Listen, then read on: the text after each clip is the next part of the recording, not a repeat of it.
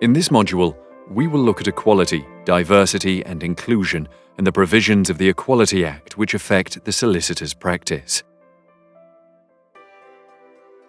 SRA Principle 6 provides that you must run your business or carry out your role in a business in a way that encourages equality, diversity, and inclusion, and deal with complaints of discrimination promptly, fairly, openly, and effectively.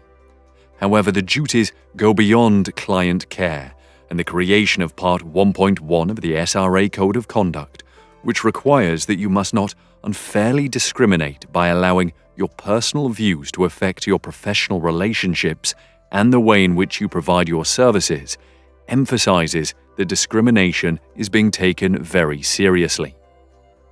Part 1.1 of the Code is designed to prevent discrimination in both firms and in-house practices. Principle 6 and Part 1.1 of the Code draw from the Equality Act 2010, by which discrimination is defined as